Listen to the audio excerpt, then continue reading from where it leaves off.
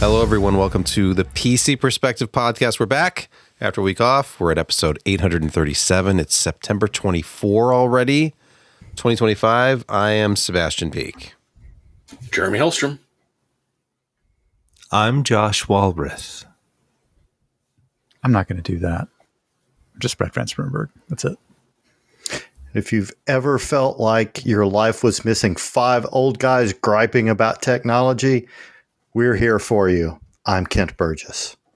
And if you felt like you were missing something last week, it's like Kent said. It's every year we get older and crankier, and yet we're still doing this podcast. But so does the audience. The audience gets older and crankier as well. I hope so. I hope that they're not onto us, that they're all becoming senile and angry with us. And so, if they're not, they're doing it wrong. Yeah. Insert old man shouts at cloud at this point. By the way, go to patreon.com/PCPer, and you could be like Jay McGee. Not Jay McGee. The likes from Jay McGee. I think Jay McGee just went down a whole bunch of stuff and just go, like this, I like that, I like this, I like that. You know, Jay, we like you too. Is it a cry for help? Jay, reach out to us. Yeah. Yep. Dial our hotline if you know what it is. We don't have a hotline anymore. Oh. That was a long time ago. Okay. In fact, Josh, I don't know if Josh Mailbag, maybe we'll do that. Did Brian ever actually deactivate that 800 number, or he just I don't know, but checking it? People, maybe I think that lady who kept calling about our papers delivery, I think she probably passed away. It was a long time ago. It was. That is sad. Yeah. Go to archive.org and check out old PC Perspective podcasts.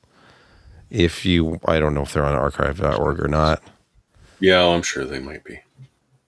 The Real Newman, the YouTube chat, has got a suggestion that we should all pull out a bit of old tech. Not one of ourselves. We are here. old tech. See, I beat you to that one. And we do a show and tell of like old tech. That's every week. What are you talking about? Here's some right now. Here, I just found this floppy disk. It's the drivers for my Sidewinder 3D Sidewinder Pro, 3D Pro. Yeah. which I have right here. Yes, it basically happens organically. That's Mine's true. over there. How old? Oh my gosh. Because I Now he's could go done it. outside and get a stick and a rock and tie them together. And that would be extremely old tech. Oddly enough, to hand, I have a Sony Walkman. Yeah. Oh wait, look, Josh has the same. Which version? Disk. Josh, I think, has a newer version than you do. Kent, Let me see. Kent, funnily enough, that's actually the way I used to program with a magnetic rock and just a magnet, to hold it. Version 1.0. Oh, I think we have the same version. Yeah, I couldn't read that. Come on. Yeah, mine's version 1.0 as well. Probably the only version. It's genuine though. It's got the Microsoft hologram. watermark. Do you know how lame we are and how bad a pack rats we are? No. The problem is Yeah. the problem here is it's close at hand. That's the problem here. It's too the close. fact We're that not I allowed can to keep it grab in the rest of the house. an AT power supply that just happens to be on a shelf nearby. Is that a 320 That's- or a 180? Did you want to? 180 Do you want watts? to install some ATI video cards? Oh, That springiness. That's You just don't get that tactile anymore. of you. This one is True. 250 watts. The 250. Oh, very nice. I must admit, there was a point in time that I was actually turning AT and XT power supplies into Amiga power supplies. Yes. Because they would blow up. Amiga 2000s. And the replacements. Yeah. Amiga 500s as an external, I actually had XT. Remember the big red switch on the XT power supplies? That was tactile. 65 watts of that's enough power for an Amiga 500. Oh, and it worked actually. Yep. What's really Moving on. sad? No, it's just 26 years ago. This is so sad. 26 years. It just doesn't. This is when the announcement of the Voodoo 5, which we're having back-end problems. And let me tell you, as I get older, I understand that. yeah. But yeah, that was when they announced it, and it was a year late after that. And boy, did it cost them. But anyway, enough memory lane. Mm-hmm. We have enough sadness in our lives. Will this all be on the cutting room floor? I don't know. Probably. I feel like it's authentic, which is probably why we should cut it. Probably It's organic. authentic. Yeah, let's chop that stuff out. Get rid of it. Okay. By the way, our most popular segment of the week, of course, is Food with Josh. Rarely burgers. Josh, take it away. I know, the specials have been disappointing lately, but this, at least is their version of the big chili dog. Big Al's big chili dog. And let me tell you, it was a lot of chili dog with very, very, very crispy tots. A quarter pound frank, and they're locally sourced and smothered with chili and cheese. And the chili it's a red chili, and it's hearty. It's got some beans in there too. And the tots were like perfectly done. They were very crunchy, soft middle. And even when I was transporting them, they didn't get soggy. How sometimes you close up that lid and it steams out and gets soggy. No, it was great. So I have no idea if it was cased or uncased. I'm guessing cased. Usually. I mean, it was firm. You know what I'm saying? Well put together. Yeah. So there you go. There's Big Al's big chili dog. Yes, So thank Omega you Man, for your that's what I've attention to this matter. Big Al. Did it pop when you bit Yes. down into it? Oh, that was probably Yes. cased then. Yeah. The juices just spurt into your mouth. It's a good thing. No, I had to use a fork and knife just because it gets too dirty. Oh, fair. thank goodness. I feel Protection like, is always a good idea. Josh, do you eat your Snickers bar with a fork and knife too? No, I do not. Oh, okay. Because it's not that messy. Snickers bar. This hot dog was. Moving to our news segment of bizarre story. On September 18, from the NVIDIA newsroom, NVIDIA and Intel are now partners. NVIDIA has invested $5 billion in Intel. And apparently NVIDIA wants them for their advanced packaging technology, and they're working on data center stuff for AI. You mean this wasn't like a hey buddy, I see you're down moment? Oh, it was, just not in the way you're intending to mean it. More, hey buddy, I see you're down. Do you mind if I kick you up again? Okay. Well, I mean, they're buying part of the competition. They're investing in them. They think that there potentially is still a future. I mean, they still have 70 to 75% of the entire x86 CPU market.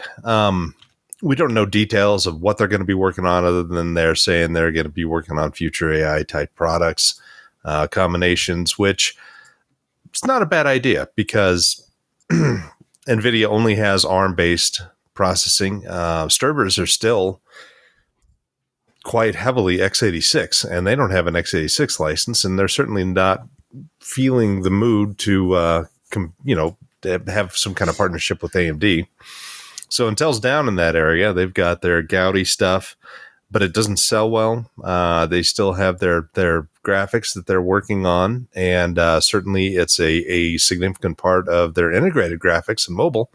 But it has not, obviously done much in terms of standalone large graphics chips, even though the rumors are that pretty quick we'll see, the large B770 hitting the market in couple of months' time, and the specs are interesting. But regardless, this is not exactly unheard of. I mean, Intel did kind of partner, even though Ian doesn't call it a partnership. They did partner with AMD to produce that interesting Vega-based chiplet architecture.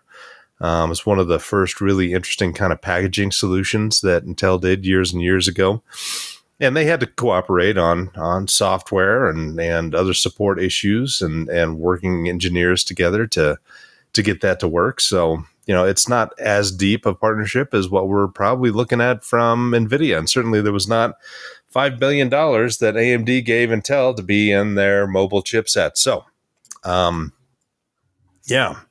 they're in an interesting place. I've heard mixed reviews of Louboutin. I don't know where they're going to go, but they seem like that they're reaching out more than they ever have before to look for partnerships, and they need some help on the manufacturing side badly. I mean, there's also the fact that Intel may have come up with a good AI product, or eventually might. So Jensen likes to look far ahead. He's not playing today's market. He's playing a couple of generations ahead, hence why their quarterlies are always from the future. Not exactly, but part of it. And so why not just head off Intel at the pass, make sure they don't develop something that's CUDA compatible that might compete with you, and at the same time, integrate yourself into the number one processor for business laptops. AMD is making inroads, but not in a huge extent. But if you can actually get Intel selling your product for you, there's no negative to this for NVIDIA. It just makes a lot of sense, and at the same time, they can benefit probably from some of Intel's architectural developments. It makes perfect sense from NVIDIA's point of view to just jump into this and not necessarily eliminate a competitor, but get them on your team and ensure that, down the road you can have some interesting legal battles, because that never happens when Intel partners with people.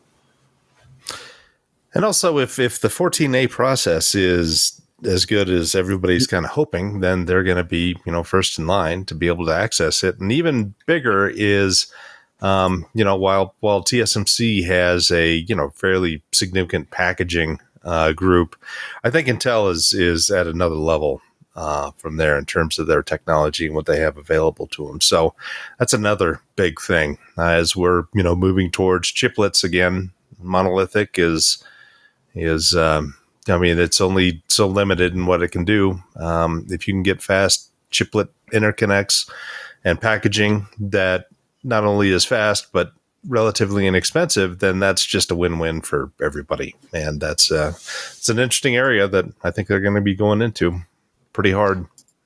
Mm-hmm. One of the things that I've seen in a few stories is that one of the big driving forces behind this is NVLink.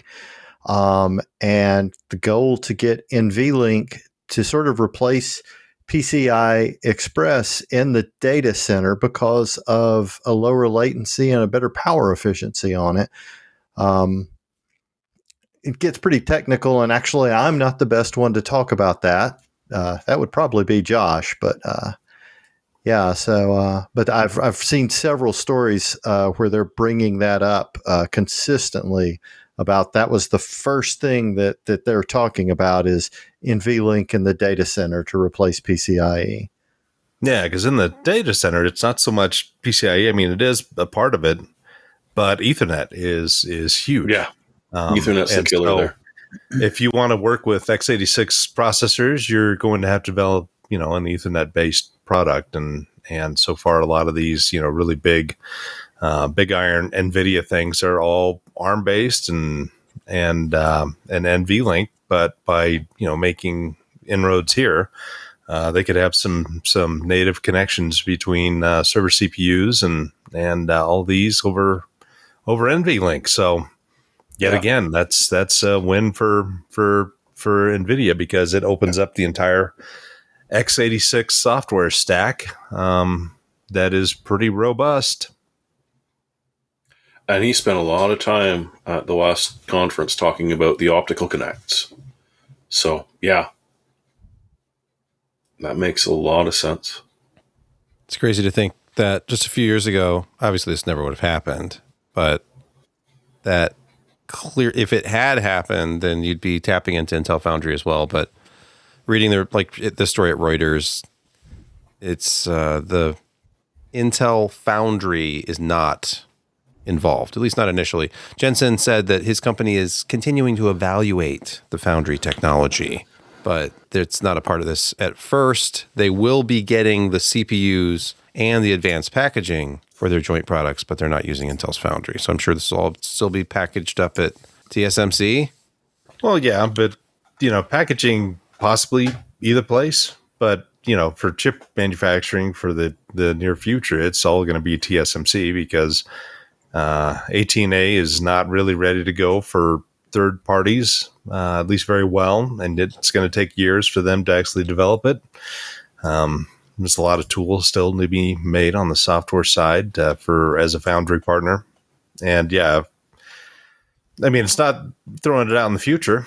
Certainly can happen, but yeah, for the short term, 14A is not ready to go. 18A is barely ready. So, yeah. Crucially, Intel is not abandoning ARC. Even though part of the report That was the question. Right, because they're going to be jointly developing products for consumers as well, including products with NVIDIA graphics and Intel CPU cores like, what was it, Skull Canyon or whatever it was when there was a Radeon on board. I keep wanting to say Skull Canyon, but that's not this it. makes no sense because Intel hasn't recently abandoned the low-cost graphics card market. They're really in there. They really want to sell graphics cards to people on a budget. So I can't imagine why they, not take out ARC and possibly put some of their own hardware in there. What about high end, though? What about competing at the high end? Well, they're the only ones selling $3,000 graphics cards, so... Here's a report from videocards.com from yesterday. Intel job description hints at high-end desktop with discrete graphics for gaming. So specifically, they're looking for someone to work on Intel Silicon Architecture Power and Performance team. That division looking for highly skilled SoC performance engineer to join our team specifically focused on gaming validation and optimization for client desktop products. Talking about gaming performance of our high-end desktop SoC designs focusing on DGFX gaming performance. Actually, the more I read this, a high-end desktop SoC would probably incorporate the NVIDIA GPU cores, though. Mm-hmm. But it does say DGFX. Is DGFX a new term? Dedicated graphics on the same substrate? Maybe. What the article say about DGFX for gaming there? I was just trying to read that. Oh, that was the job description mentions designs focusing on DGFX. And of course, this tweet was like, what high-end DGPU are they talking about? It doesn't say DGPU. It says DGFX. It's dedicated graphics. Right. But what is dedicated graphics in an SoC? Could it be an NVIDIA core? It could be. Yeah. Fascinating stuff. By the way, we're not done talking about NVIDIA. NVIDIA wants to invest $100 billion in OpenAI. It raises some antitrust concerns. Let's see, they're buying Intel or part of it. But that was $5 billion. That's like, what are we going to do with this $5 billion? It's a totally different thing. Right. $100 billion means, we're actually serious. So they're going to invest in their biggest customer. Is that what this is? I guess so. OpenAI has been around for how many years now? 13 or so? I think that money just comes back to them, doesn't it? Yeah. Yes. The boomerang. Yeah. I mean, NVIDIA's just printing money, so why not? 100 billion here, 100 billion there. Pretty soon you're talking about real money. I mean, what are they doing now? What was their last? $46.7 billion. Mm-hmm. So 2 quarters, essentially, two and a half quarters, and they pay for that. Nice. And then that's obviously not all profit, but they have been profiting a lot. In 5 years, margin, your $10K investment in NVIDIA 5 years ago would be $150K today, by the way. Yeah, but if you invested in Build-A-Bear, that same amount of money, you'd have more money. Is still a big thing? Apparently. More money than the NVIDIA investment? Is that what you're saying? Mm-hmm. Interesting. Just wait till they get AI in the bear. No, I've seen that movie. Let's stay on videocards.com and look at another story. This is not about NVIDIA. It's about AMD. Finally, a new Radeon card launched just since the last podcast. It's the RX 7700 non-XT. It's somewhere You know, somewhere a little there. south of the 77 XT. Although, doesn't it have more VRAM? I thought the 77 was only... Yeah, that's the 12. The 7700 XT is 12. Yeah, but it's got it's got fewer shader cores and all that stuff. So it's Navi 32, 2560 for the streaming processors versus 3456 from the XT. So it's two-thirds of the amount of streaming processors. But more memory and slightly higher bandwidth. Yeah. Higher bandwidth. Yeah. Yes, more memory bandwidth. This is interesting. I wonder what if it just ends up equaling the performance of the XT, but with more. You know what more it kind of looks like? Kind of looks like a detuned 7800 XT. Yeah. I mean, it's got the 3 active memory chiplets, but they just fused off a bunch of shader cores. And force the power lower. AMD has a product page for this actually, and it says average FPS at 1440 Ultra. This card will get you about 70 FPS in Resident Evil 4, Call of Duty Black Ops 6. You're getting around 60 in Dying Light 2. With ray tracing. Grand Theft Auto 5 Enhanced Max RT, you're still getting 66. So, Good enough. It's good. These are good. 60 plus Battlefield FPS 6, at 285. How much does it cost, though? That's the question. Yeah.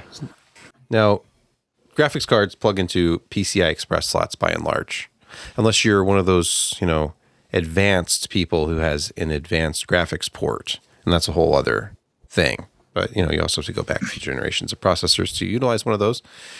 But PCI Express has a kind of significant limitation, unless you add on some little additional power slot like AGP Pro, or some of the things that some of these Asus motherboards were doing, or it was like the server slot that added more power. What if you just beefed up the PCIe slot itself so that every card could take advantage of higher power draw? 75 watts is just not enough. What about 250 watts from the same slot? Now we can add more copper and more layers and beef up boards for signal integrity for PCIe 5 and soon to be 6. What about doing the same thing just for power? I mean, we've seen what NVIDIA can do with a tiny plastic connector and a few thin copper wires. That's 600 watts. They're only asking for 250. They were wafer thin. Asus has a prototype. I thought I saw that they had the ends had 2 really large copper plates for the high voltage. That was not the one that I saw. Look at the traces on the board behind that, Josh. You can see that the copper. Oh boy, that is that cannot do 600 watts. That will be 250. They have 2 of them together. So they're tying 2 of them together. If you go back to the first image, Sebastian, you'll see that the copper lead behind those they're all together. See where they come together right there? So they're picking up both of those pins on the bottom and all 3 of those pins on the top. Yeah. Are they going to also come with cable stays to handle the 18-pound GPU that's going to be hanging off of it? It's immaterial. Fair. It does not matter. It'll weld it directly on, so yeah, it's a fairly solid trust connection. the PCI Express slot more than I trust the 12-volt high power clip. Oh, okay, yes, I do. Because at least this one, a lot of the new ones have metal reinforcements around the slot already anyway. That's exactly what I was going to say. Which is, one better than any 12-volt high power I've ever seen. So... fair statement. It's like... Yeah, it's... When Ethernet cables are a stronger, tighter, more secure connection than your GPU power, there's something wrong. Moving on to something in the consumer electronics space. Ratings.com. You may have heard of them. It's spelled RTINGS, but it's pronounced ratings, I think. Anyway, they've been doing this simulated 10-year TV torture test, 126 hours per week, turning off and on 8 times a day to simulate normal use. Now, I don't know where you live or who you know, But there are people. You live in Canada? Weird. Well, no, ratings is Canada too. Okay. Do you have a 22-year-old son who lives at home and never turns anything off? Because my usage is exactly like that, except he watches Hulu and the regular show. I don't think your TV goes off that many times a day. That's what I'm saying. Josh turns it off, and the second he walks into the room, the kid turns it back on. Yeah, he turns it back on again. And then walks out. So how many people who are watching TV at least 126 hours a week are ever turning it off at all? It's just on in the background all the time. Who's turning their TV on and off 8 times a day if they're watching 126 hours a week? You are forgetting. If you don't interact with that TV for X number of hours, it will shut itself off. Perhaps. Not if you turn off the energy saver settings. It won't. Yeah, well, you can do that, but the next update, it'll turn it back on again. And the cable box may ever judge connect your as well. TV to the internet, ever. So they've been doing it for about 3 years, and so they've hit the point where essentially they've killed them all. Wait, they're all dead? Well, to certain levels. So the thin edge-lit TVs, they're dead. They just, there is no way they're going to last that long. Quantum dot OLEDs, they discovered that the blue and the green components go first. So they're the highest intensity. Well, of course. They also sort of spotted some models that with backlit, that there are some, like a Sony, that a single dead backlit LED will kill the entire display. But that's it. No, can't turn it on. I think it's because the full array you're out of blue backlit. It's all they're all interconnected. Yeah, the series ones will take a strip or maybe a zone, but again, you lose a zone, it's gonna kind of be really annoying. So the direct lit and the full array local dimmings are the ones that seem to be lasting the best. And I mean, even still, you're gonna get a little bit of problem, but not compared to some of the other ones. Either way, CV looks stunning, right? Like, yeah, we're at the point where televisions they're disposable. They're not. It's not like the tube TV that your grandparents had that had been in the family for 30 years. Yeah. Honestly, that LG didn't do too bad. Sebastian, have you noticed any degradation in your LG? I have the next series. I have the one up from yours, like the next. These are all 2 years OLED, after yours, right? They're not actually OLEDs. No, I don't think any of these are OLED on the list. No, you'd have to scroll or find a search for the OLEDs, but they are there. Yeah, they probably failed earlier than the LED backlit ones, but yeah. And they took them apart, and it's like, oh look, those are the dead ones. Yeah, no ghosting there.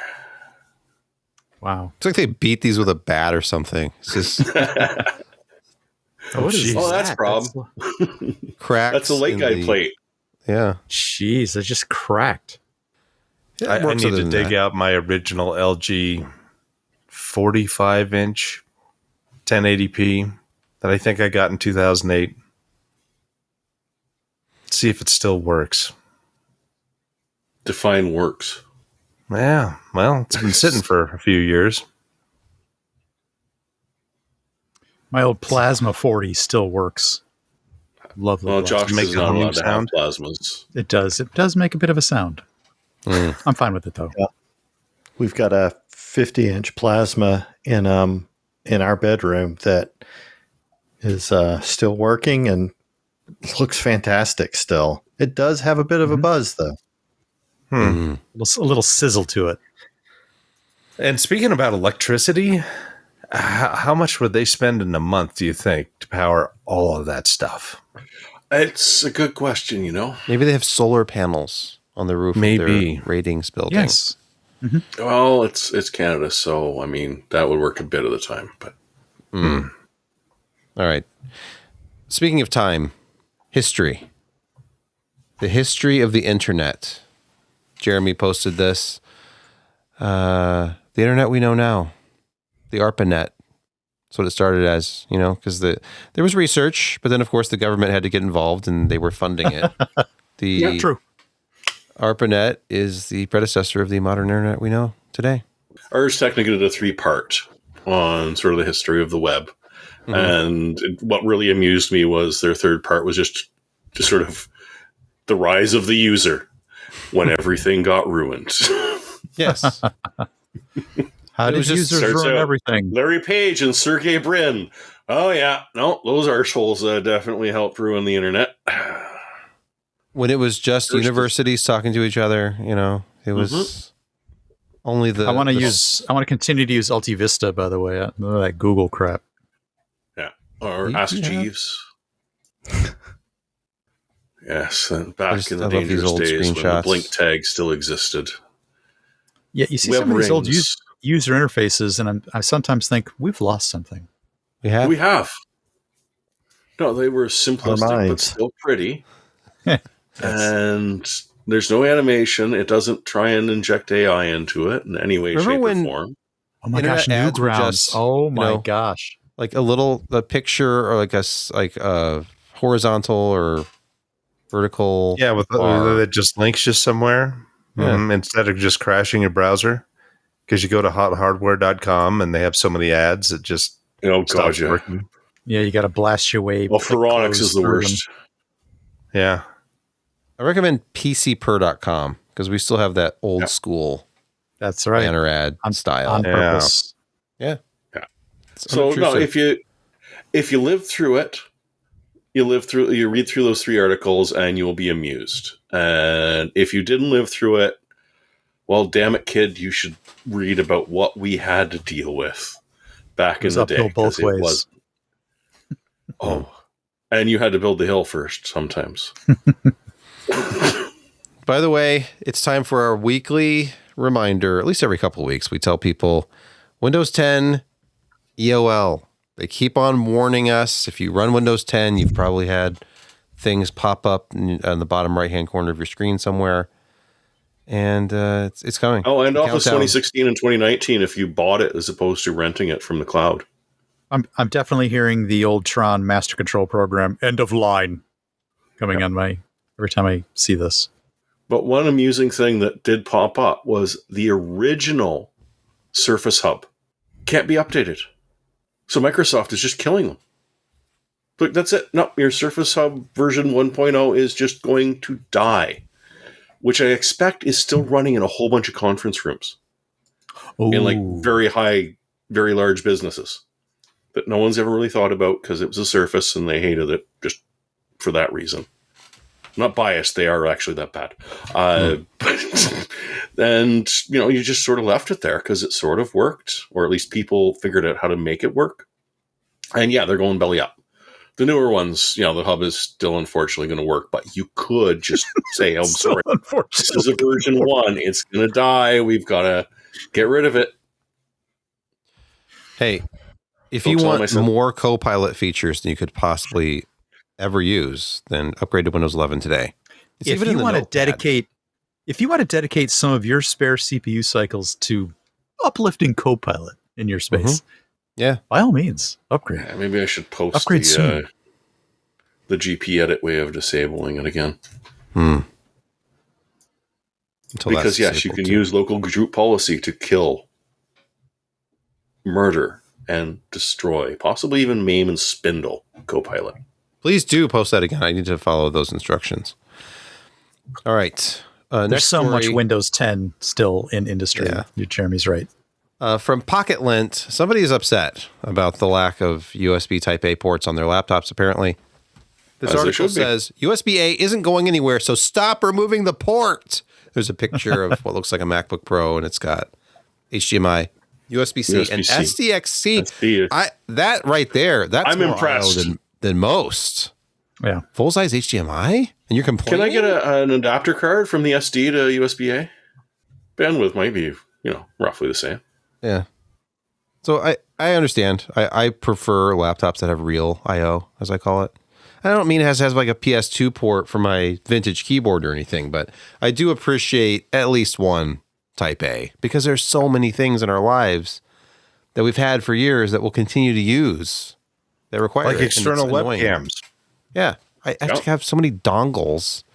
Hey, it's a real concern considering, as the article points out, Logitech, all the peripherals coming out, still making USB-A based peripherals. That should be, they should do away with that. New devices should be USB-C by now.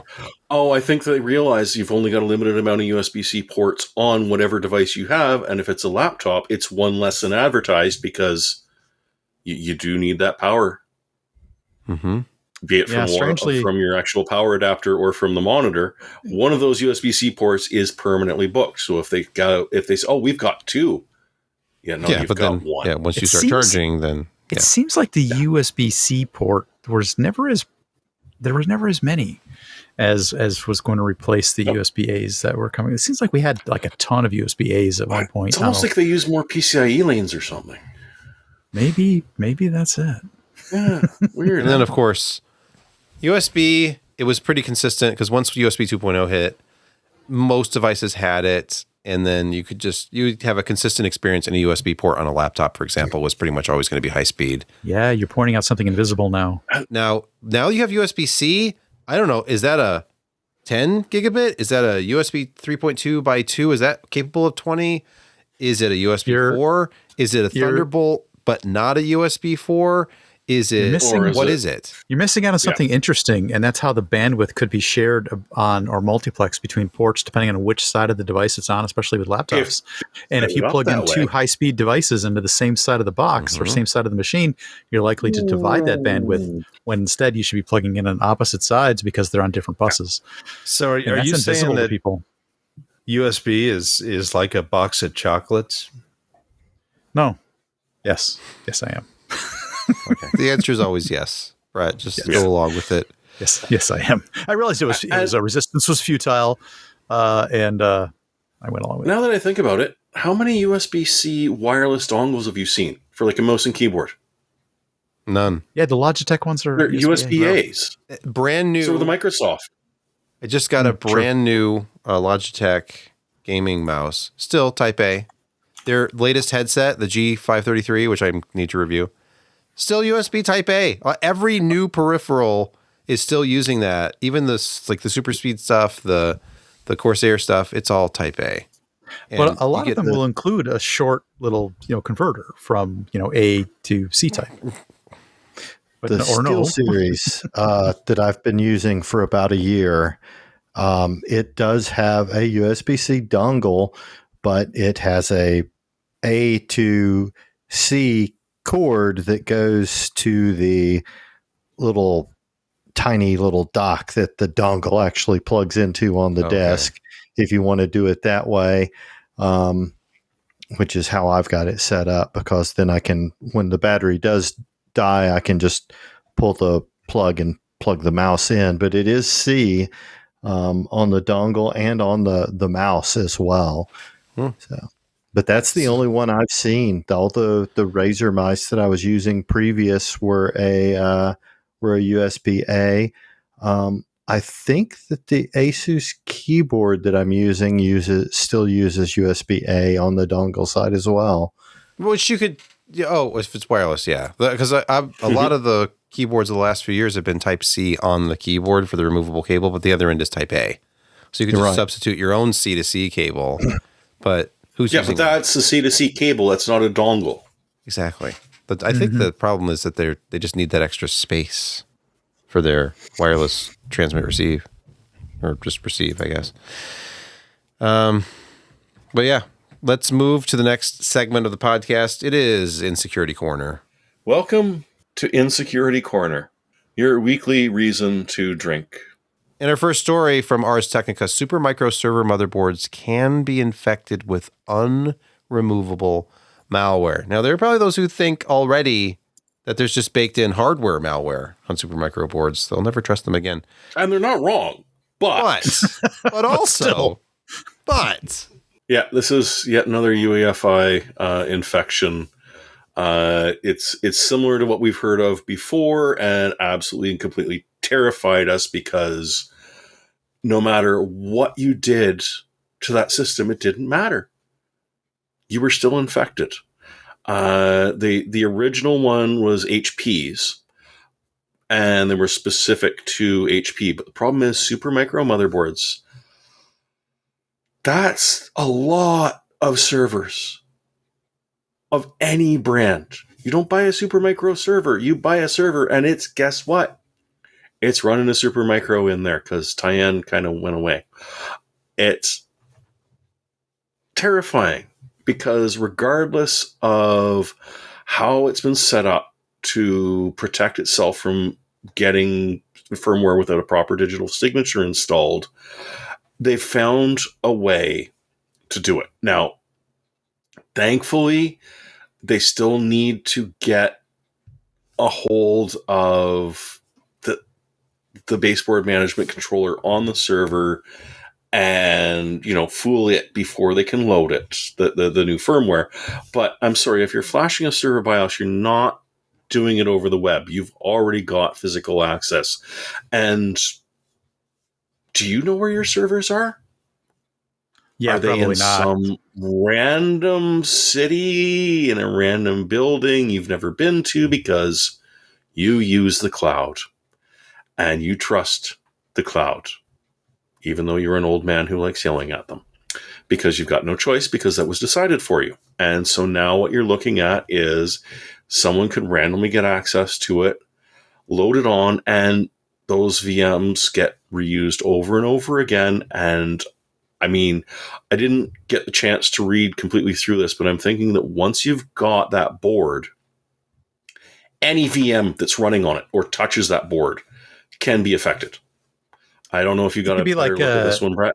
Like a DNA virus that can be infected. Now, between UEFI and your virtualized or your real hardware, I mean, servers are somewhat specialized in this area. They have, as Jeremy was saying, a baseboard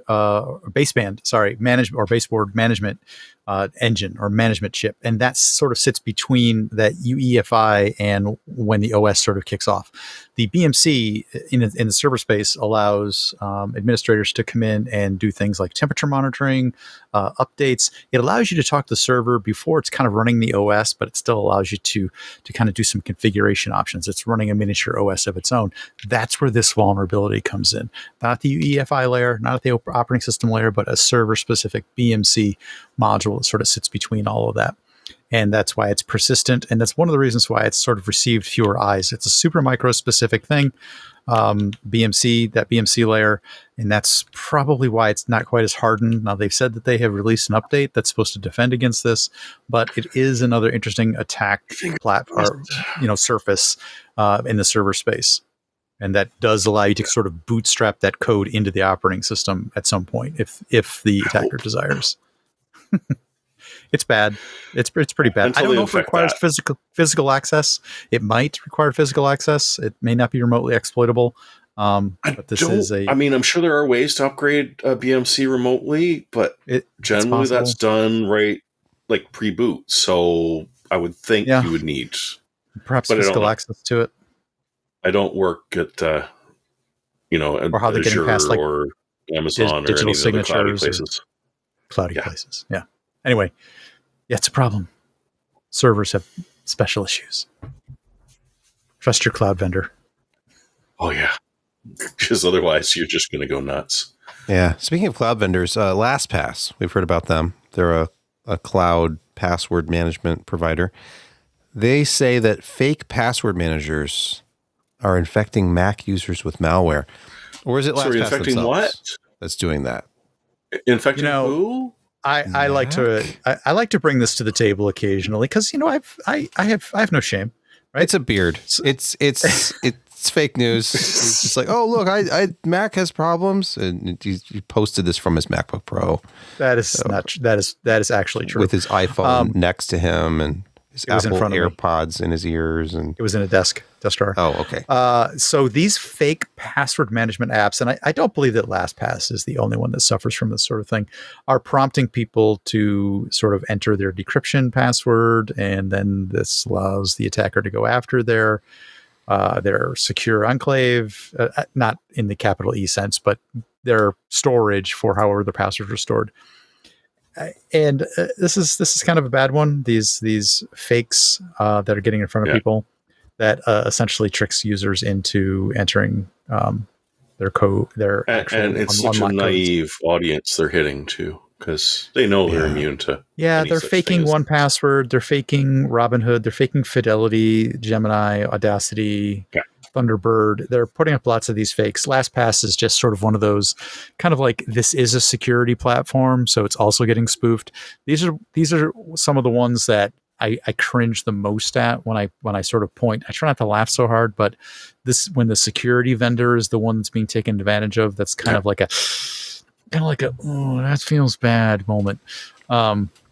Yeah, this is LastPass, and I think 1Password might be susceptible to this sort of faking too, because it's not really them. Just about any of them are. Yeah, for this sort of fake out. It's called like a click fix target, and the Macs are being targeted for this. And social engineering, which, gets easier and easier every year somehow. Yeah, just make sure that you're installing stuff from the official vendor site, and you aren't actually, accidentally installing a Trojan overlay. 10 years free. Just click here. Stop clicking on things. Stop clicking on things. Well, LastPass sent me an email, so I followed it, and it said I needed to update my password, so I had to put in my old one. And and there's where we went wrong. You clicked on something. Stop clicking on things. From Bleeping Computer, new Phoenix attack bypasses rowhammer defenses in DDR5 memory. So again. Once again for the. This is just academic. It's just researchers. It's not necessarily in the wild. Well, this is a potential data corruption. You're right. They've just proof of concept this, I think. Yes, but I mean, the thing is that we talk about this every other week, about yet another proof of concept against rowhammer protections, or maybe once a month Spectre. It's like, these are hardware vulnerabilities, which we continually say, the companies we buy it from continually say, no, don't worry, we've totally fixed it. Everything's going to run half as fast as it used to, but don't worry, it's fixed, and eventually we'll get it sort of to the same speed it used to be. And then boom, again and again, we see that branch prediction is inherently a vulnerability. I mean, it's handy. We're used to it. It's sort of like asking us to go back to spinning Rust because SSDs are inherently vulnerable. We like branch prediction. We need it for this modern architecture that we're used to. But the problem is it's inherently vulnerable. And every single time they put it out a fix, yet a new vulnerability is found. It's the old armor versus weapon problem. Now, they tested these against some minor manufacturer, Hynix. You've probably never heard of them. They were susceptible often enough. What, 3/4 or something? Yeah, like enough so that within a couple of minutes, they were able to get a root shell, on the device. They were able to backdoor it hard enough to get a root shell within like 100 nothing took them more than half an hour. Nope. Yeah. Nope. And they were able to flip bits in DDR5 to, whatever extent that they needed to gain privilege escalation and then a shell. So proof of concept. I don't know where to go with this one. Hardware vulnerability. I mean, chances are you're not going to be personally targeted, but well, unless you work or the people you depend upon to keep your taxes and personal information secure. Well, they might, be attractive. Or wherever you've entered your credentials into whatever online service that you're using, they might be. Oh no, 2FA is totally safe from this. Certainly not social engineering, No, not at all. No.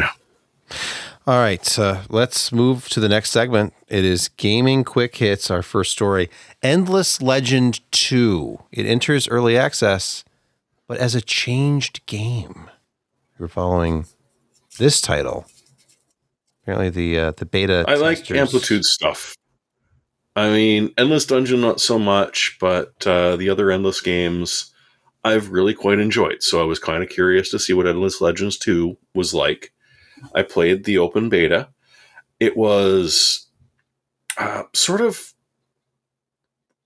a ridiculously saturated, hallucinogenic terrain, which one kind of looked neat in fantasy, but all of a sudden, things that you thought were actually really important to go and collect, no, that's just a fancy-looking tree they did. Trying to deal with some of the interfaces in the city, which they wanted to blend into the terrain and make it look beautiful, actually made it hard to figure out what you were looking at and clicking on. And apparently, I wasn't the only one who felt that way.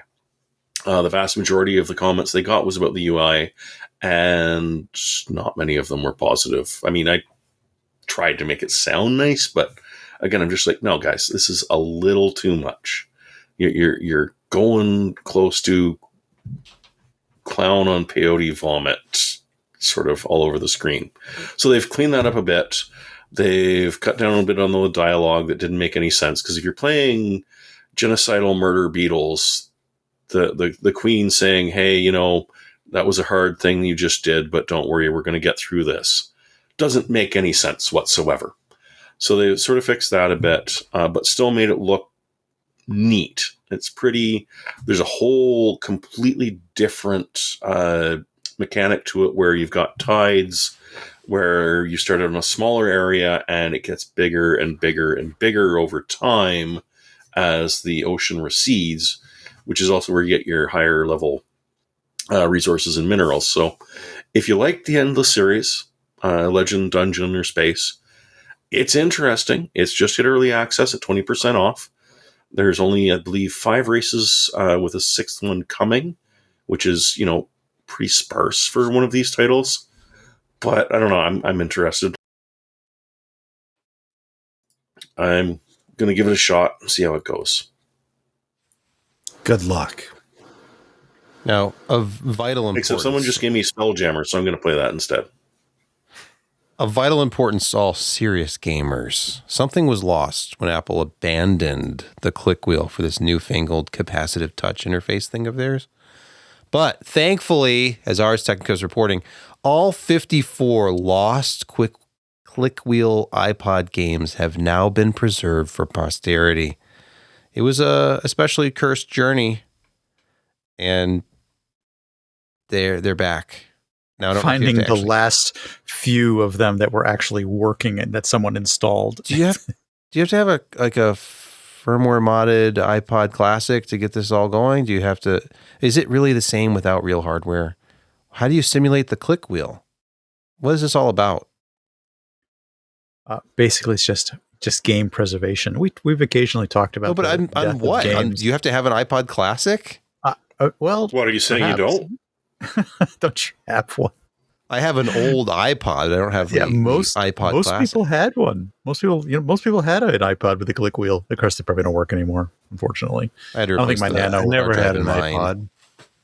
My Nano doesn't work anymore. Actually, that was solid state too. Yeah. Wow. But yeah, can you believe there were that many? That there were actually 54 click wheel games. I was sort of surprised to find out there were that many. Hey, that click wheel interface had legs. They used that for a long time. It's just a bizarre gaming footnote. This is, that's all. Hey, the game preservation is good, but I couldn't stand the click wheel gaming experience. I played Solitaire a few times on mine. That was okay. All right, today's game we found another Zune owner. Yeah, I just saw. We're up to 3. I feel like our crowd is the Zune and Creative Zen and Rio crowd, not necessarily the iPod. I got the Rio. Can you identify this one? That is That's a Zune. Suppository. Is that that's not a Zune? No, it's not a Zune. No. That's something odd. But it still works. Super Talent. Oh my god! I didn't even know Super Talent did that. They got into video MP3 players. You could. What's that? What is it called? The Vitigalo? The Gigolo. The Super Talent Vidago. Oh. Vidago. Oh, the Vidago. Yeah. So yeah, you could play videos on it, but you had to go to your PC and encode it in a certain way at a distinct resolution to get it to play on this. I did it once, and it's like, why would I ever want to play video on this thing? So every once in a while, I charge it, and it still works. That's from like about 2006, 2007. Nice. I had an Arcos jukebox, actually. I guess probably don't remember that. I had a SanDisk Sansa some model, but that was the only MP3 player I ever owned. And after that, I went right to putting music on phones. And Mm-hmm. I like that so much better than the Laserdisc because, man, that thing skipped like crazy. As you're trying to carry it around. Yeah. Yeah. Moving on to the next told me to walk, story. Man. Today's game consoles are historically overpriced, they say, not factoring in at all the past. Don't worry, they're going up. No, it's true too. Nonsense. Microsoft just announced the Xbox is going up in price. Yeah, the PlayStation already did that, $50 or whatever it was, they raised it. But if you look at old game consoles, the PlayStation 3, will that ever be surpassed? That was $600 in 2006 dollars. Don't tell me that the Xbox is expensive at $550. People were lining up. I was in retail electronics at the time. People lined up a day in advance at the counter. Yeah, well, they don't anymore. So to buy it for $600 in 2006.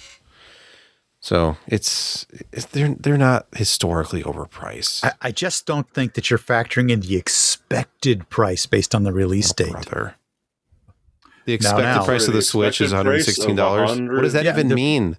The Switch is whatever Nintendo charges for it, and you will pay. Damn it! The expected that means price somebody of the PS5. decided not to.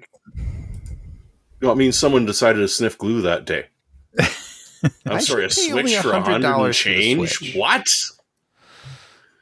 I think parents. How about a Switch game for that? I remember walking through Walmart in 2006, right before Christmas, and they just received a shipment of 4 Xbox 360s. And I was so tempted for the entire, this was like at midnight. I was just walking through having to get something for the kid. And I was just looking at that. I was like, I could buy those for $1,200 and probably make $3,000. But my wife you're here at the today, time, so who's still my wife. Oh, okay. I think that she would have strung me up. You spent $1,200 on what? Of course, I'd have probably got scammed on eBay. So, money well spent. I'm trying to understand the story. And I guess what they're saying is that over time, the consoles should get cheaper, and they're not. And that was the trend back in the day. When the N64 came out, it was what, $300? $249? And then it was $200. And then by the time I bought one in 1999, it was $99 with a pack-in game. That's when I could afford it. So here we have console prices over time. So adjusted for inflation, back in the Atari era, that would be equivalent to $1,100 for the 2600 in today's money. And in television, would it be $1,200 in today's money? The Neo Geo was $1,550 in today's money. And some of these are just ridiculous. Like the Sega Saturn was a very expensive console, $850 in today's money. And not worth it. And PS3 was approaching $1,000 in today's money, or more. I mean, be honest. 2006 to now, the problem is that double at retail. The whole invisible hand of the market says that over time X should become cheaper, and I blame Nintendo because there is no X at this point. Nothing is getting cheaper. When the Wii U was a stable price. When the Wii U was a bomb, the GameCube was not super successful, but it was okay. It got cheaper and cheaper over time. It was selling for $99 before it finally went away at retail. When the Wii U was a total bomb, they didn't lower the price. They recalled it. Nope. Every retailer ended up sending back whatever units they had left. And Nintendo was selling them directly from their store in Redmond. You could buy them. I bought a refurbished Wii U that's brand new in the box before those were finally off of their website. But the Switch, it launched, it was $299, I think, and then the Switch Lite came out at $199. It just maintained that price for years. The Switch is 8 years old, and I can still go to Target and buy one for like $250 or $300, and then $350 if I want the OLED model. They never lowered the price, and it's the best-selling console. So why would anybody else lower their prices? The life cycle of these consoles too, it's gone to the point where it's like 6, 7, 8 years now. Oh yeah. One generation. Yeah. Yep. And the problem with this article is they're comparing it to dollars. They need to look at what they could get instead. When the new consoles came out, you could get like 60 cartons of eggs for the price of a console. Or now you could get like 10 cartons of eggs. So you're only giving up 10 cartons of eggs instead of 60 for a console. So there you go. Do you remember when I wrote a story for PCPer a decade ago, and then Patrick Norton and the guys from Tested, I think, picked it up, and there's a video out there of Patrick building the $400 gaming PC. And Ryan did a thing on like building a PC to beat the Xbox and the PlayStation for, it was a $500 goal. And that totally didn't make me do that. That was the era when you could spend about $400 to $500 and provide your own OS, keyboard, mouse, and have yourself case and possibly power supply, and have yourself a gaming PC that would get you higher frame rates and a better experience than any console. And now you want a halfway decent gaming PC, you're spending over $1,000, and those consoles sitting at $500-$600 look better and better every year because everything else just gets more and more and more expensive. And they don't make you change your operating system every 4 or 5 years. David does, or just brick it on you. Yeah. David Does Tech Stuff just did a couple of videos where he built a gaming PC out of new components for $650, which was the first time I'd seen anybody do anything that cheap in a long time. And it wasn't horrible. So, I mean, it's possible, but you've really got to be careful with what you do. Although he did admit his power supply that he ended up with might explode. It might not. It's like 4 ounces. I don't even remember what brand it was, but. All right. Well, moving on to the future of gaming, which is, of course, chunky handhelds that have about a 2-hour battery life. Windows Xbox app update now pulls in your Steam and other PC games. So if you have one of those ROG Xbox Ally collab devices, they're doing that thing that GOG was doing a few years ago, where just Galaxy would show everything from every platform all in one unified, streamlined Web 2.0 interface. Yeah, the weird thing is Microsoft's is also pulling in your GOG library. Seems like the tail. It's not nefarious at all. I'm sure it's fine. No, it isn't. But the article actually states that this the interface is this person who wrote it has it live and running on their PC, not on their handheld. So really, it just appears to be yet another game aggregator, similar to GOG Galaxy or whatnot.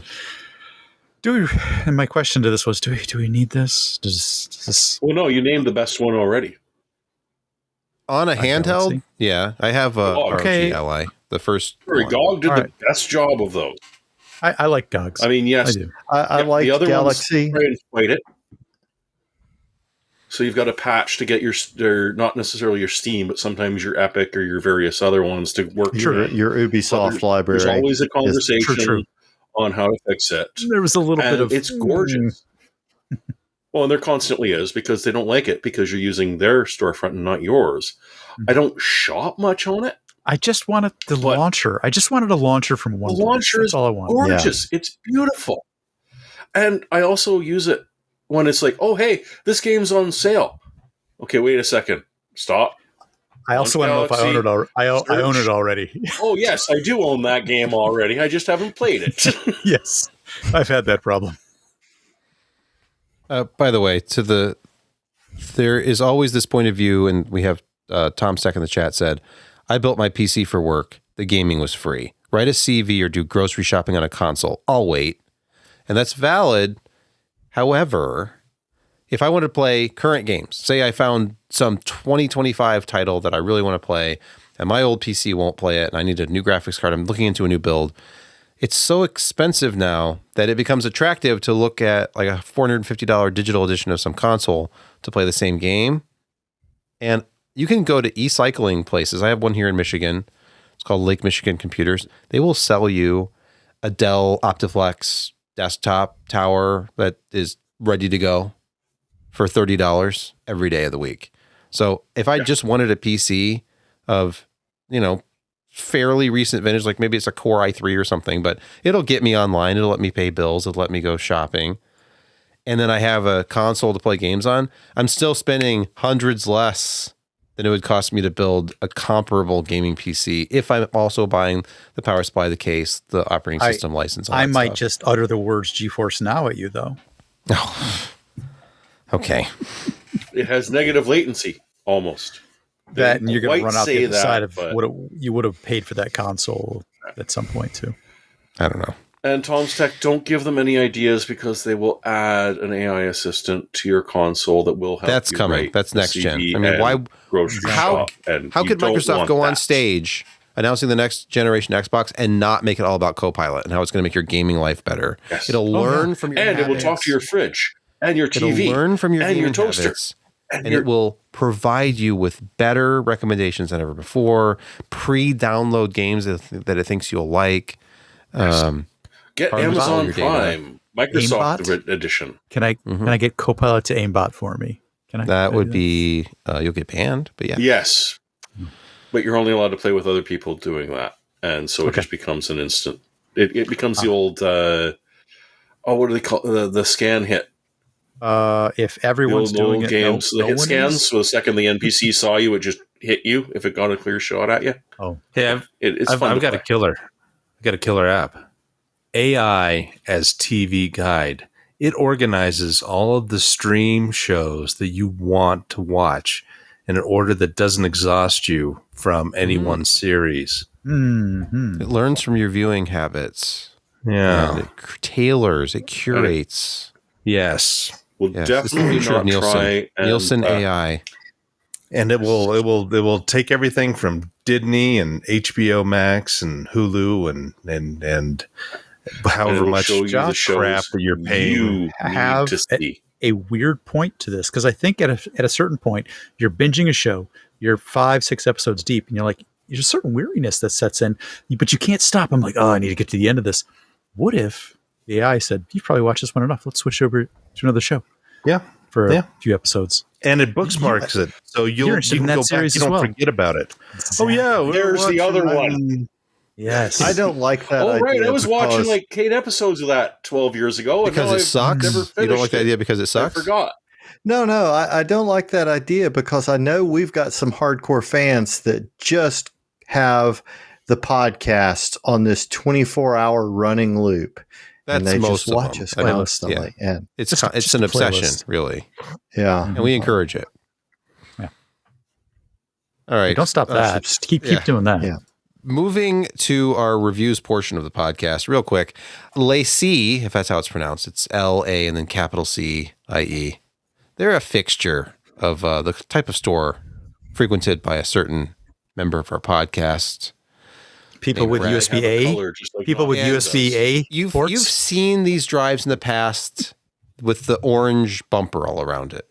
And, of course, they're into SSDs now, and they've had these. But the latest... It's a fruit drive. Yeah, often. It is. The latest generation is USB 4. It promises 4,000 megabytes per second reads, up to 3,800 megabytes per second on writes. That's sequential, of course. And look at the size of this drive. I mean, it's, barely bigger than just a bare SSD. It's about 4 inches, and that includes the bumper. And it's very light. I think I weighed this. It's like 3.5 ounces. Yeah, 3.81 ounces. But this thing, when plugged into USB 4, did indeed provide 4,000 megabytes per second sequential. That's a queue depth of 8. Standard 1 gigabyte, or 1 gigabyte, I should say, transfers from the Crystal Diskmark test running the peak performance preset. Now, writes only hit 3,700. It's rated for up to 38. I don't know if that's the 4 terabyte model. That's 38. Another issue is sometimes those ratings are for particular transfer sizes, so maybe 1 is not the right number for them.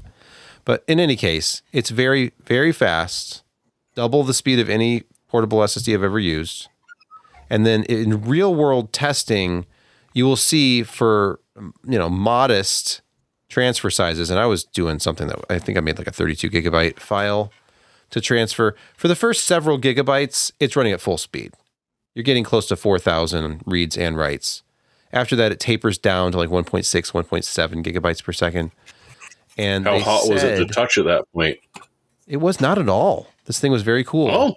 There's so much aluminum surface area that it doesn't really get hot. And they said that they built this so that it wouldn't throttle, even in like 35°C ambient air is their claim. So this drive, which by the way, the performance drop off is because 4% of the drive is cache. So after you say you have the 2 terabyte model, once you've reached 4% total capacity, it drops down to that lower 850 to 1750 megabytes per second write speed. But I got 1500 to 1700 all the time, even after the cache was exhausted. But yeah, here's the other thing about it. Surprisingly cheap. I saw this and I was like, oh boy, this is gonna be like $300. And originally the price list that I got said that the model they sent, the 2 terabyte, was gonna be $249. I went to their website today. They've changed the pricing. So now the 1 terabyte is $119. The 2, which is what they sent us, is $215. And the 4 terabyte is $400. If you look at the existing USB 4 rugged external SSDs, like the SanDisk Extreme Pro USB 4, that thing is $280 for 2 terabytes. So LaCie is significantly undercutting the price of what is the number one option on. If you go to B&H Photo and look for a rugged external drive, you're going to see the SanDisk Extreme Pro first. And this is what, $55 cheaper. So does it even come up in the search if you're looking for a ruggedized drive? Yeah, they have it. The only place I found it so far is at Seagate's own storefront. So if you actually go to Seagate.com store, that's where they have it. And here's the 2 terabyte one. It's in stock, but I have not seen it anywhere else yet. Let's move to picks of the week. Josh, please. Hey, you know what? Memory prices still are dropping down nicely, so you can pick up this pretty good set, 32 gigs worth of Team Group DDR5 6000. It supports both XMP and Expo, so $90 gets you. If you're building a new AMD 9800 X3D machine. This is a nice set of DIMMs at a nice price, and it's CL30. Ooh, that's CL30. That's a really good price for that. Yeah, CL30. So take that. 32 gigs. $90. Wow, nice. Wow. When I paid for my Team Group, and it's CL30 as well. Nice. Oh, nice. Yeah, oh wow, a slightly unknown name selling amazing RAM. Did you ever see whose RAM it was? Oh, never mind. Oh, I'm not sure who the ICs are made by. Samsung or SK. I dig it up, but yeah, I do know. All right, your Samsung Jeremy, Bs. Your pick of the week. Do you own all of the Talos Principle and have never played it? Well, then ignore this. But if you only own some of the Talos Principle and have never played it and want the rest of it to never play, it's on a deep discount on Steam right now. This feels like a personal attack. I have not played the Talos Principle, but yet own most of it. Yeah, it's in my library somewhere. I've heard it's brilliant. It's like a puzzle game, similar to Portal in that you're a robot and you've got a beam gun, but other than that, it's completely different. With an interesting philosophical discussion going on behind. They're on significantly deep discount. I mean, if you skip the Talos Principle Reawakened, which I don't quite understand what it's about, having never played remastered. Essentially. So don't do that. Pay $4 for the original and $6 for the second one. And now you can have two games that you're definitely going to play sometime. It's really more like Myst. I was playing the Talos Principle 2 with my son just when I was doing some graphics testing. He's like, what's that? And we actually started a new game. And it was like Myst because you had to figure out, okay, which sequence do I have to press these things down on? Oh boy. Hi, kitten. Louis, apparently. He had his first visit today. So he's cranky. He slept for 4 hours straight, and I realized that, and I'm like, no, I can't let that happen. You've got to wake up Kitty, because I know I'm going to have a bad night regardless, but, I'm going to have an even worse night.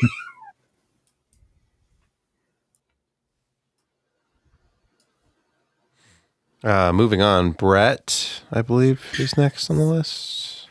If you haven't met our patron saint of monitors, let me introduce you to the 34-inch ultra-wide display, brought to you by not an unknown brand, but MSI. I think we all know and mostly appreciate MSI. Often. MicroStar International. Indeed, MicroStar International, bringing us not a unknown name brand for this monitor, but at $219 plus some dollars off if you happen to own a Prime card, you can finally get your way and get yourself the 34-inch ultra-wide gaming display that you've always wanted and deserved. It rhymed. Mm-hmm. So this is your opportunity to correct your deficiency. It's time. For only a few shekels more, go and get the $219 34-inch ultra-wide gaming display. Those 144 refresh IPS 21.9 panels must be getting real cheap, because these monitors are popping up all over the place. They are. Will it last 10 years? Is that an IPS? I'm guessing because of the viewing angles listed at 178, 178. Yes. It could be VA, but that's VA. There was a time here that the prices were creeping up on these for quite a bit. They were like right around 300. You didn't see much below that for a little while. So seeing something close to that $200 mark is a pretty darn good price for the experience. Look up this model and see if it's IPS. 1500R, 1 millisecond. VA. Oh, it's VA. Okay. Hey, it might have better black levels than the IPS then. Yes, that's and with true. curved displays, you really don't have you have the best seat in the house when you're sitting right there. Yeah. 4,000 to 1 is a static contrast ratio listed, so that's VA for sure. Yeah, VA. It's not the brightest at only 300 nits. Yeah, but if you're gaming in a dark basement, which most of the gaming folks are probably gaming in a darkened room, so you're fine. I hope so. It'll look great. Because light it's upsetting. It's unnatural. It is. And it should be avoided at all costs. And there should be just not enough of it. It should be coming from your 34-inch curved gaming monitor. All right. Kent, do you have a pick this week? I do. I actually have one of these that I got for use in my garage for when I'm working on a car or detailing a car or just working in the garage on something else. It's a nice little Bluetooth speaker. One of the great things about this is it actually has dual channel drivers instead of what you see in most of your Bluetooth speakers in this price range. They're a single driver. It's IPX7. It's pretty rugged. It actually sounds pretty decent. It is a Bluetooth speaker, so it's not going to blow you away. But, if you're just listening to music or an audiobook or something while you're working on something else, it's fantastic. I'm really happy with it. And right now it's on sale for $80 when it's usually $110. Nice. Now, is it actually in partnership with Anker, or are they just throwing that name in there to try and make you think of the Power Bikes? I think it's the same parent company, although they're probably just a conglomeration. That's probably a very good call. Okay. Yeah. But yeah, it seems to be well made. Has a good heft to it. It doesn't feel like a cheap piece of crap. Now, granted, there may be a lead weight stuck in the bottom of it, but Yeah, I've been really happy with it. One of the nice things about it that I've found is it seems to connect so much better than a lot of the Bluetooth stuff I have. Even if I've got like my phone connected to something else, if I hit the power button on that, it will automatically just connect to my phone and go. Yeah. So it's quite handy. All right. Thank you. I love this trend, by the way, for the boombox style Bluetooth speakers with, wide drivers, so you actually get stereo separation. Yeah. And now make them feel like they got 60 batteries in them. Mm-hmm. Get that weight to them. My wife 6. has one. That's a small one. Maybe 8. 8 or 10. Yeah. 8 or 10. 8 D cells for sure. Yeah. Yeah. My pick is free. You don't pay any money for this. You go to YouTube and you search up the user Pixel Pipes. This guy's been doing videos on graphics cards from the past for years. Very infrequent of late. I still subscribe to him. And the other day, it just popped up a brand new video about a brand new Voodoo card. What? So it's a 3DFX Voodoo. It's a project. I don't remember the name of the person who had the project, and it's like a new black PCB. But it's taking full advantage of the 3DFX chip in a way that only workstation users really could back then in the first generation. So it's not quite to like Voodoo 2 level, but it's getting there. And the performance gains, he shows, Voodoo 1, like an Orchid Righteous 3D versus this, and you're getting 40, 50, 60% higher FPS because it has more memory, significantly 2 texture more memory. units. Yeah, 2 texture units, just And like a 12, Voodoo 2. Yeah, 12 megs versus 4. Yeah, 12 megs of memory. And yeah, it's quite impressive, this project. Oh, that's beautiful. Of course, if that is gorgeous. You can buy this unpopulated PCB and do this yourself. You just have to source all those chips. And that means you need at least 2 solder. Donor cards. What if I just have a bunch of really cheap chips and a silk screen? Sure. Or yeah. And of course, you can also build your own dual Voodoo 2. That's the PCB that's laying in the background. He talks about that later in the video. But yeah, check it out. It's because that's essentially the Voodoo 2. All it was a die shrink of the, and plus they did offload. Yeah, it goes from 50 to 90 megahertz. And also they did integrate triangle setup, I think, on Voodoo 2. And so, this project supports 800 by 600 resolution, but in some games, he pointed out the gamma was messed up, didn't fully support it necessarily. Drivers are going to be an issue for some games. I guess the Glide version of Quake? Geo? I don't remember which one it was, but yeah, it would be GeoQuake. One of them wasn't working properly with the card. There were some graphical glitches. That's Verite. So anyway, but Unreal will look beautiful. The battle days. On that note, we're gonna say goodbye as Track Tribe's By the Fireside free YouTube audio library music begins to play in the background as we wrap up this podcast. And we want to thank you for listening, for watching, for having the entire PC Perspective podcast playlist on repeat in your home, on your OLED TV in the living room, 126 hours a week, occasionally shutting it off, then turning it back on and just randomly getting insight that you cannot get anywhere else. The kind of pithy commentary, the banter that rivals anything that you'll find on any major network. Probably better than even the best Netflix shows. I had to check and see if I was unmuted because this was getting long. But just think, if you were able to find all of our podcasts from the beginning to end and paid 126 hours a week, it would still take you approximately 8 weeks plus to listen. What? To all of them. I feel like it would take years. I thought it would take longer. Well, it would seem like it would be years, but It would feel What if he like slept? years. What if he slept? What if he went to sleep occasionally? You would probably want to end it all if you actually did that. So don't do that. the stream, that is. The stream. You'd want to end the stream. Yeah. Good night.